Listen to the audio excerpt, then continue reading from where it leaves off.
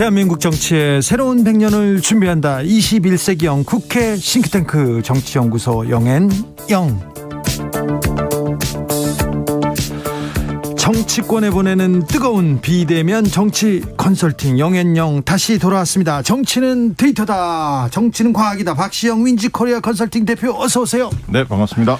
아니다. 정치는 촉이다. 감이다. 최영일 시사평론가 어서 오세요. 안녕하십니까. 오늘은 외롭지가 않네요. 네, 데이터박 박시영 대표님 오랜만에 뵙습니다. 왜 안 오셨어요? 그러니까 그동안 왜 이렇게 바빴어요? 이제 책을 털었습니다. 책을 썼어요? 네. 폭풀 집필하셨구나. 예, 7월 달에 이제 책이 나올 것 같습니다. 그 바쁜 와중에 책까지 쓰고 돈 너무 많이 버는 거 아닙니까? 뭐 팔려야 할 텐데. 네. 지영의 시간. 아, 그럴까요? 네. 제목 궁금합니다. 네. 일단 기본적으로 정치인들은 많이 사볼 것 같습니다. 아하. 자, 국민의힘 전당대회가 일주일 앞으로 다가왔습니다. 초반만 해도 서울에 있는 여성 아마 될 거야. 네네. 이렇게 보는 시각이 그런 감이 그런 촉이 많았어요. 하지만 점점 이준석 돌풍 매섭게 몰아치고 있습니다. 이 현상 어떻게 보시는지요, 박시영? 일단 뭐 사실 굉장히 긍정적이죠. 뭔가 국민들의 인식은 그런 것 같아요. 두 가지 같은데 하나는 보수 정당이 좀 바뀔 것 같다. 그렇죠. 이 기대감이 하나 있고요. 예. 두 번째는 정치권 전반의 세대 교체 바람이 네. 좀 일 것 같다. 네. 이 두 가지를 좀 기대하는 것 같아요. 저도 좀 비슷한 생각이고요.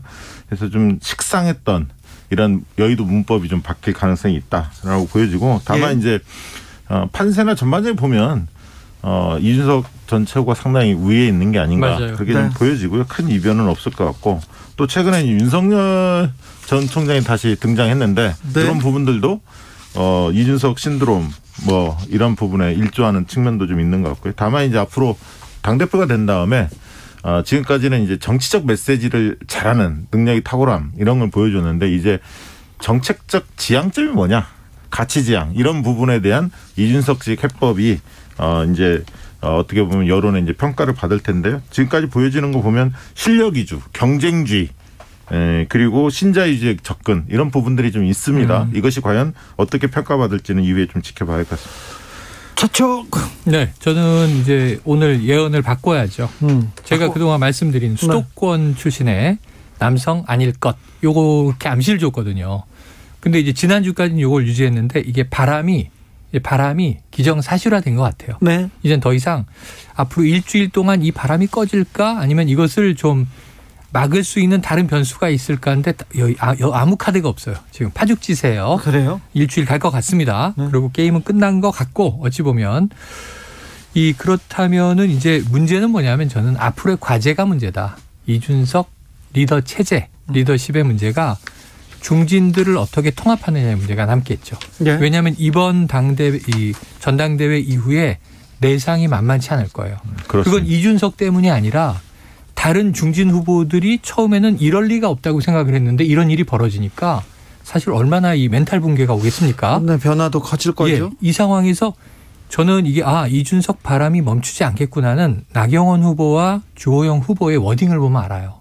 지금 너무 절박한 상황이에요. 단일화는 어렵고. 단일화해도 안 되고. 근데 이제 두 분이기 때문에 어떻게 보면 이준석 최고에 대해서 조금 회의감이 느낀 분들도 선뜻 나경원, 주호영 두 분한테 표가 안 가는 거예요. 맞습니다. 예. 아, 그렇습니까? 네. 그런데요, 어제였던가요? 지금 국민의힘 당대표 후보들 지금 보수의 심장 TK를 네네. 누비고 있습니다. 그런데 거의 모든 분들이 새마을운동 노래를 부르고 있어요. 박정희 공항 짓겠다. 그다음에 박근혜 지켜내겠다. 막 이렇게 얘기할 때 이준석 후보가 박근혜 전 대통령 탄핵은 정당했다. 이렇게 외치면서 이런 얘기를 외쳤어요. 그런데 이 부분이 국민의힘한테는 굉장히 긍정적으로 미치지 않을까요? 그러니까 저는 이 차별화가 오히려 성공적이다. 그러니까 김종인 전 비대위원장이 비대위원장 시절에 광주에 내려가서 그 연로한 분이 이렇게 덜덜덜 무릎을 꿇고 사죄를 합니다. 그 왜 저거 하나? 저게 무슨 의미가 있을까?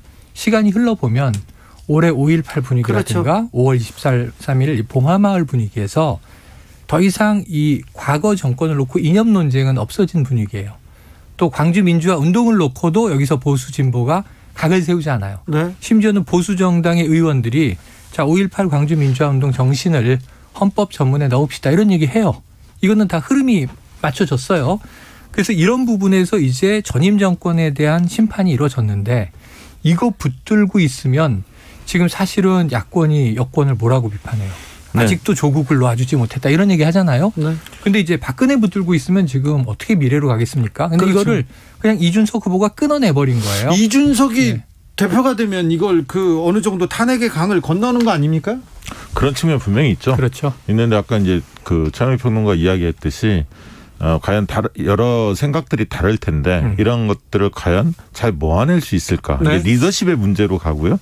태도의 문제로 옮겨갈 텐데 이런 부분에서 이준석 전 최고가 능수능란함을 보여줄지 그게 이제 관건일 것 같고. 쉽진 않겠죠. TK 쪽에서는 일부는 좀 비판적 시각은 분명히 있을 거예요. 왜냐하면 이준석 전 최고 유승민계 분명히 딱지가 붙어 있거든요. 그런데 유승민 전 대표에 대해서는 또 불편한 심기가 TK 쪽에 있는 게 사실 아닙니까? 배신의 아이콘 이렇게 불렸었죠. 그렇게 돼 있어서 TK 쪽에서 아무래도 이준석보다는 조호영, 나경원 이런 분들이 좀 강세를 보일 가능성이 있습니다. 김우성님께서 우리 국민 늙은 구태 정치인의 진절머리 났습니다. 민주당도 젊은이로 싹 바꿔야 합니다. 바꾸자 젊음의 정치로. 그런데 젊음의 정치가 좋긴 한데 젊은 사람들 중에도 생각이 좀 다를 수 있고 이제 꼼꼼히 따져봐야 됩니다. 젊은 정치가 그렇죠. 무조건 다 좋은 건 아니니까. 나이가 젊다고 생각이 젊고 그런 건 아닙니다. 그런데 국민의힘은 이준석도 30대 이준석도 품었어요. 그리고 국민의힘은 이명박 박근혜 전 대통령을 구속시킨 지금 윤석열 전 총장도 좀 품으려고 합니다. 아니에요. 갑자기 이준석 후보가 돌풍을 일으키자 자맹을 하던 국민의힘 대표 경선 때까지는 자리를 지키겠지 하던 윤석열 전 총장이 마구 다닙니다. 누구를 만났다 어디 갔다 누구랑 전화를 했다 모든 기사가 나오는데 요거는 어떻게 봐야 됩니까? 실질적으로 이제 공부하고 있다. 이게 이제 일반적인 메시지였는데 왜냐하면 바로 정치에 뛰어들기는 부담스럽고 왜냐하면 이제 본격적으로 정치에 뛰어들면 이제 정치 현안에 대한 각종 질문이 나올 겁니다. 그럼 준비가 돼 있어야 하잖아요. 이 부분에 대해서 아직 준비가 덜 돼 있기 때문에 좀 시간을 길게 가질 것이다라고 저도 전망을 했었고 정치가 과외로 되는 거는 아니겠지만 근데 그래도 이제 길게 가다 보니 좀 피로감이 있죠. 사람들이. 맞아요. 왜냐하면 아무 말씀이 없으니까. 그러다 보니까 주로 동정과 관련된 이야기만 좀 나오고 있어요. 일상사만 필요에 따라서 공개를 하고 있거든요. 근데 이제 언론 환경이 윤석열 전 총장한테 상당히 우호적이지 않습니까? 그러니까 이제 뭐 그런 것 자체도 긍정적으로 자꾸 묘사합니다.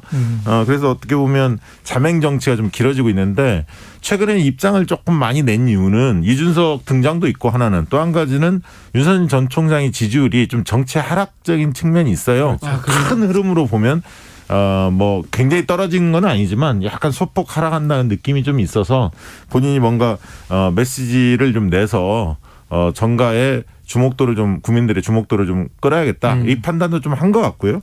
그래서 이야기를 하고 있는데 장모건 최근에 그 발언과 관련해서 상당히 이례적으로 변호사가 센 발언을 좀 냈죠. 발끈했죠. 발끈했는데 이거 정치공학적으로 그리고 여론조사 공학적으로 이거 실수 아닙니까? 네, 실수입니다. 나중에 굉장히 마이너스예요. 왜냐하면 이제 7, 8월에 장모 관련해서 1심 재판이 있지 않습니까?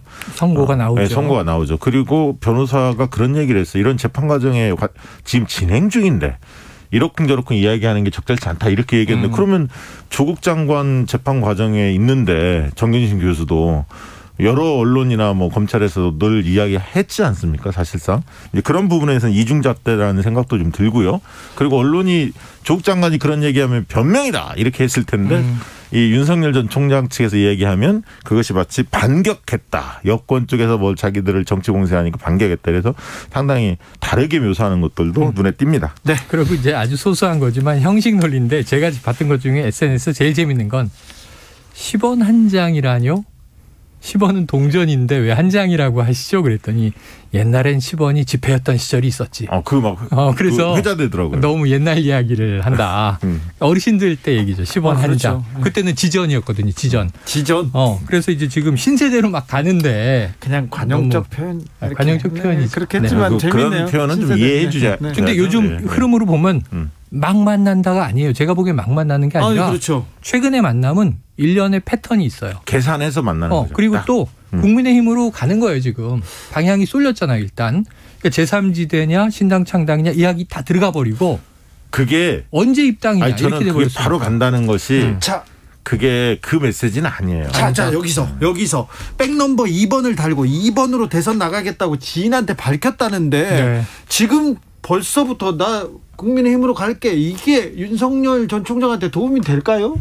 그러니까 저는 6월 달에 입당하는 건 도움이 안 된다고 봐요. 그러니까 이제 대권 출마 선언이나 입장을 표명하는 건 6월 달에 당연히 있어야 할 것 같고요. 어떤 입장을 내야 하니까. 정치적인. 그래서 대선에 뛰겠다. 이렇게 입장을 내야겠죠. 그다음에 이제 출마 선언은 뭐 7월이나 8월 달에 할 텐데 그 사이에 이제 바로 입당하기보다는 본인의 나름대로 국가 비전, 본인이 생각하는 어떤 미래 비전에 걸맞는 행보들을 쭉 하면서 정치적 세력도 규합하고 도움을 받을 만한 분들과 계속 미팅을 해서 노출을 할 겁니다. 공개 일정을 통해서 뭐 시장도 갈 거고 어떤 사람 만나기도 할 거고 그러면서 이렇게 주가를 더 끌어올리고 난 뒤에 국민의힘에 입당하더라도 8월 말 정도나 이렇게 입당하지 않을까. 왜냐하면 9월부터 레이스가 들어가기 그렇죠. 전에 입당하더라도 그쯤 입당하지 지금 곧장 입당하는 것은 별로 윤석열 전 총장한테도 도움이 안 됩니다. 촉채. 네, 저도 버스 출발은 9월이기 때문에 굉장히 지금 이제 전당대회 과정에서 긴급한 것처럼 얘기가 돼서 주호영 후보와 나경원 후보는 아니 버스를 먼저 출발시켜 버리면 원칙대로 나중에 탈 사람들 안철수, 윤석열 이런 사람들 어떻게 품고 가려고 그래? 그리고 반론을 제기해요. 네. 연기론을 제기하는데 네. 그 버스가 9월에 떠나요. 시간 아직 있고요. 네. 그러니까 이준석 후보가 여기서 또 점수를 딴 거예요. 원칙대로 우리 버스는 정한 시간에 떠난다. 그 전에 타시면 된다. 그럼 우리가 모시고 갈 거다. 좋은 얘기 많이 했고 박근혜 대통령 탄핵의 정당성을 강조한 자락에 이준석 후보가 머리가 좋은 게 자, 탄핵시켰던 검사 그리고 더불어서 현재 살아있는 문재인 정권에 칼을 들이댔던 검사가 우리 당에 들어오는데 부담이 없을 것이다. 왜? 내가 지금 탄핵을 정당화했으니까.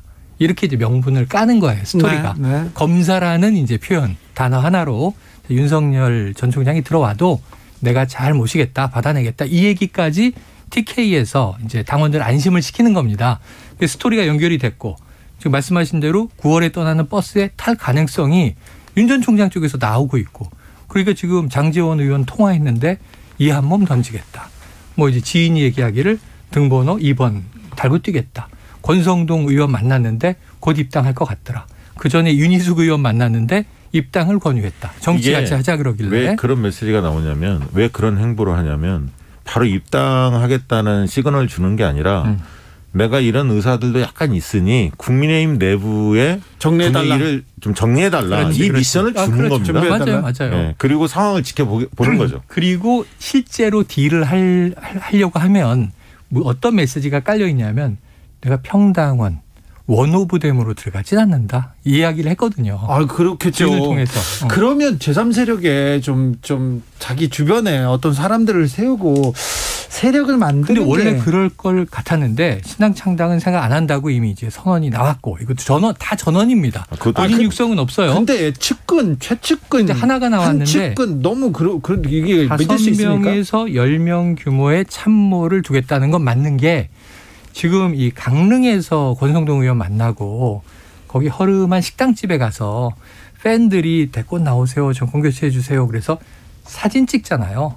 처음에 마스크 안 하고 이렇게 여러 명이 단체 사진을 찍어요. 네. 근데 이게 올라오자 여권에서는 저건 방역수칙 아니냐? 그건 좀 위반이잖아요. 여권 인사들은 저런 사진 나오면 바로 방역수칙을 이제 언론이 지적하는데 그 윤 전 총장은 뭐 방역수칙에서 자유로운가? 이런 얘기하니까 사진이 삭제되는 일이 있고 그랬어요. 네, 사진이 바뀌었어요. 바뀌고 뭐 소수가 있는 거. 아니 근데 그 정도 되면 윤 총장 측에서 입장을 내야 하는 거 아닙니까? 그거 조금 실수했습니다라든가 그래서 그게 앞으로 하나 조심하겠습니다 이렇게 얘기를 해야지. 이런 문제 때문에 좋은 의미의 메시지를 내려고 해도 다른 공격이 들어올 수 있구나. 아하. 그래서 두 개가 있어야 되는 거예요. 일정관리팀하고 메시지 팀하고. 그래서 이 정도 팀은 이제 혼자 뭐 이제 조언 들어서 가는 게 아니라 꾸리겠다라고 결심하고 이미 꾸려진 거 아닌가? 저는 윤 총장이 원래 신당을 만들 거라고 생각은 안 했어요. 네. 그러니까 밖에서 정치 세력화를 하더라도 그렇죠. 그 정치 세력화를 하면서 신당까지 나가지 않고 지지율을 계속 유지하고 있으면 후보 단일화를 국민의힘과 할 수 있지 않습니까? 그렇죠. 그렇게 갈 가능성이 한 축이고 하나는 국민의힘에 입당하는 게 이제 두 가지 변수인데 저는 장모라든가 처에 여러 의혹들이 있기 때문에 그리고 윤 총장 스스로 어쨌든 검찰총장이 그 대권 후보로 나가는 경우는 없었지 않습니까? 그렇죠. 이러다 보니까 그러면 정치 검찰로서 행위한 거 아니냐 이런 어떤 질문에 맞닥뜨릴 수밖에 없거든요. 때문에 누군가가 자기를 대리해서 싸워줄 옆에서 방어막, 보호막이 좀 필요했던 거예요. 강한 방패가 필요하죠. 그런 측면에서 정당이 낫겠다. 정당 외피를 쓰는 게 국민의힘이 또 이준석 만약에 전 최고가 대표 될 가능성이 상당히 큰데 이 상당히 말솜씨가 있기 때문에 그런 부분에 본인한테도 도움이 될 수 있겠다라고 정무적 좀 판단을 하고 입당 쪽으로 좀 더 기울어 가는 게 아닌가 그런 생각이 듭니다. 여기서 궁금한 건 비단 주머니 3개 효과가 있었을까 없었을까? 뭐 비단 주머니는 네. 있을까요? 그 주머니는 뭐가 들어 있을까요? 그것도 네. 궁금하고요. 그러네요. 이성권님께서 박근혜 전 대통령 유세 시절에 대전은요라는 물음이 온갖 미아를 했던 언론이 이제는 윤석열 전 총장이 장모님은요라고 하니까 언론에서 일제히 찬양하는 형국이에요 얘기합니다. 그때 대전은요를 물어봤다고 했는데 그걸 또 언론사의 어떤 기자가 만들었다. 그걸로 공을 세웠다. 이런 또 뒷얘기도 있습니다. 커터칼 테러. 네. 고지용님께서 그리고 커터칼 테러가 나왔을 때 아이야 했다는 설도 또 있습니다. 죄송합니다. 그리고 그 전에 이미 그 원전은 대전은요 이전에 휴전선은요가 있었다는 거 아니에요? 네. 아니, 근데 이 레전드는 시리즈예요. 아니 아야 나오는 게 정상적인 거 아닙니까? 아니 그러니까요. 네. 예전에 이토 히로부미가 안중근 의사한테 이렇게 총을 맞았을 때 심장을 관통해서 거기서 즉사했거든요. 근데 뒷날에 일본 역사가들이 동북아 대평화를 통일을 이루고 뭐 일본에 뭘 이루고 뭐 그렇게 유언을 했다고 하는데 관통해가지고 바로 숨졌어요. 아니 원래 서부극에서 악인이든 주인공이든 죽게 되면 한 5분 정도는 시간을 줘요. 그렇죠. 하고 싶은 말을 다 대사를 쳐야 되기 때문에 잘 안 죽죠. 네네 그럼요. 근데 영화에선 그렇게 극화를 한다. 그래서 죄송합니다. 고지용님께서 윤 전 총장 출마도 측근이 대신하는 것 아닌가 이렇게 합니다. 측근만 계속 나오고 있어요. 네. 근데 측근들이 있긴 있는 건지 그 사람 말을 믿을 수는 있는 건지. 한 명 나와서 요즘에 골목 전문가 학자분하고 만났을 때 같이 방송 많이 하는 이제 보수 진영의 장혜찬 평론가가 같이 있어서 요새 전화가 불이 난다는 거예요. 네. 그러면서 또 물어보는 거죠. 평론할 거냐 정치할 거냐. 그래서 이 장평론가는 자기는 절대 정치 안 간다고 계속 방송한다고 얘기를 하는데 이미 만나는 바람에 지금 참모 중에 하나가 되는 거 아닌가? 아니 그런데 갖고 있습니다. 한 번 만났잖아요. 그 전에 2번 만났어요. 2번 만났대요? 그러니까 한 번은 동행한 자리에 그 학자와 만나는데 동행한 장면에서 노출이 된 거고 네. 그 전에 개인적으로 연락이 와서 한 번 더 만났다는 얘기를 2번 만났어요. 네. 지금 최측근 중에 지금 2번 만났다는 사람이 이제 하나 남았어요. 이제 하나 나왔어요. 다른 분들은 한 번 만난 거고. 그렇지. 네. 그래도 책도 쓰고. 또 전화 받은 분, 장제원 의원 전화로 이 한 번 던지겠다. 전화 한 번만 받아도 지금 윤석열 마케팅에 지금 나섰습니다. 그렇습니다. 다음 주 이맘때면 국민의힘 당대표 결정돼 결정돼 있죠. 네. 그럴까요? 자, 그런데 안철수 대표는 어디 가셨어요? 지금 제일 곤혹스러운 입장이죠. 사면초가에 좀 몰린 건데. 왜냐하면 이준석 후보도 뜨고 윤 전 총장도 2번 달 것 같고. 원래 이제 안철수 대표는 삼지대 양당이 아닌 제3정당으로 늘 그 승부를 봤던 입장인데 그렇죠. 지난번 이제 보궐선거 이후에 서울시장 보궐선거 이후에 국민의힘 쪽과 함께 하겠다라는 입장을 분명히 하지 않았습니까? 합당 의사. 예. 근데 합당도 유야무야하게 지금 그러니까 원래는 재보선 끝나고는 그 조기 통합을 해서 양대당 그 당대당 통합을 양당 통합을 해서 확실하게 좀 지분을 챙기고 그래서 전국 지역위원장 공모도 뒤늦게 나섰던 거거든요. 그렇죠. 그래서 적어도 20-30% 지분을 챙겨야 국민의힘 들어가서 대선 레이스를 뜰 수가 있는데 그래서 빨리 좀 그것을 이루어지기를 바랬죠. 이번에는 제3당에서 승부 보기보다는 국민의힘에 들어가서 거기서 후보가 되겠다. 이게 전략이었는데 마침 또 껄끄러운 김종인 비대위원장이 나갔고 밖으로. 그렇죠. 그렇기 때문에 본인은 들어가고 이게 딱 상황이 맞닥뜨려졌는데 공교롭게도 이준석 전 최고가 등장하면서 또 지금 상당히 곤혹스러워지고 왜냐하면 둘의 악연도 있고 앙금이 꽤 있어요. 맞아요. 있다 보니까 그리고 이준석 전 최고가 4명을 거론했었어요. 2대2 토론에서. 거기서 윤석열, 홍준표 그다음에 유승민, 원희룡 이렇게 4명은 거론했는데 공교롭게 안철수 대표는 거론하지 않았거든요. 아니 안철수 대표가 이렇게 대우받을 분은 아닌 것 같은데. 그런데 지금 뭐 국민의힘 내에서도 윤석열 얘기는 나오지만 안철수 얘기가 안 나오지 않습니까? 쑥 들어갔습니다. 그리고 안철수 대표 스스로가 합당 얘기를 재보선 전에 통합 과정에선 먼저 던졌는데 네. 그 개인적인 의견이었고 당론은 안 물어봤다. 끝나고 나서 당론 물어서 갈게요. 그리고 당론 들으러 다니는데 한참 걸렸고 결국 합당을 하긴 하는데 지금 직시하진 않는다. 지금 합당을 못하는 이유가 있다. 여러 가지 얘기를 하면서 미룬 게 안철수 대표인데 당대표가 결정되면 하긴 할 것으로 보여졌어요. 최대한 늦게 대선 국면에 가서. 근데 지금은 이러다가는 정말 낙동강 우리알 신세 가능성이 높아졌어요. 네, 3연초가 좌불안석. 네. 자, 나경원, 조호영 그 후보자도 이준석 되면 안철수 합당 어려워진다 이렇게 얘기하는데 아무튼 안철수 후보자가 조금 있으면 달릴 거예요. 네. 또 달릴 거니까 네. 그때 한번 또 얘기해보자고요. 근데 너무 더워. 여름은 더워도 달려야죠. 장마, 폭염. 네. 달리려면 가을에. 달릴 거예요. 가을에. 괜찮습니다. 요즘 바람 잘 불어요. 네. 지금은 좋죠. 민주당 쪽으로 가보겠습니다. 네. 이제 민주당 후보들은 출마 선언하려고 하는 것 같은데, 자 정세균 총리, 이낙연 전 대표 좀 그 두 분들은 어떻습니까? 분위기가 지금 뭐가? 정세균 전 총리는 좀 새로 불려가기는 합니다. 네. 최근에 이제 조금 선명한 목소리 많이 내죠. 윤석열 때리기, 뭐 검찰개혁, 언론개혁 이런 부분들에 대해서 과거와는 좀 다르게 선명한 메시지를 내고 있는데 여론조사 상의 반등이 그렇게 크지는 않아요. 다만 이제 5% 넘는 조사가 하나 발표가 됐죠. 정세균 전 총리. 네. 그 아시아경제가 저희 그 윈즈코리아 컨설팅 의뢰에서 조사한 29일, 30일 조사에 의하면 지지율이 전 총리가 정세균 전 총리가 5.4% 나왔어요. 네. 5%를 처음 넘었죠. 네, 처음 넘은 건데요. 그래서 관심을 좀 끌긴 했습니다만 이게 안정적이지는 아직 못하거든요. 네. 그래서 좀 더 지켜봐야 한다. 그리고 특히 최근에 그 추미애 전 장관이 또 높게 나온 조사도 있습니다. 조국의 시간 이 책이 나오면서 추 장관이 좀 수혜를 보는 거 아니냐. 아직 출마 선언은 안 했지만 그런 어떤 관측도 좀 있습니다. 저기는 어때요?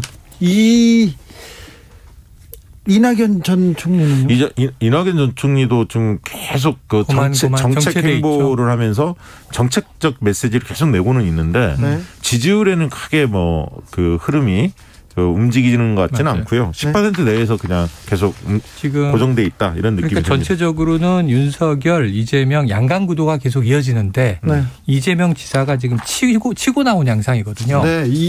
그러니까 연기 반대고 원칙대로 가자. 그럼 9월에 본선 주자 결정하니까 지금 이제 전국 조직 만들었죠. 그다음에 의원 조직 만들었죠.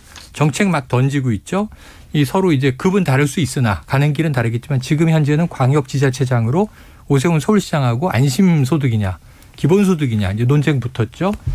나이도 그렇지만 지금 경선을 움직인다 이 부분을 가지고 국민들은 어떻게 생각하냐면 저 사파 싸움한다. 지금 그렇죠. 국민 경제 민생 안 챙기고 지금 대권 노릇만 하고 있다 이 생각할 텐데 계속 민주당에서는 계속 이 얘기가 나옵니다. 경선 연기. 아니 왜냐하면 지금 원래 당원에는 9월 9일까지 선출하게 돼 있기 때문에 맞아요. 다음 주쯤에 아마 대선 기획단이 뜰 것 같아요. 기획단 뜨고 각 후보들은 이 대선 발표하고 저희 대권 도전 대선 선언하고 기획단이 뜨면 경선 일정을 이제 발표할 수밖에 없어요.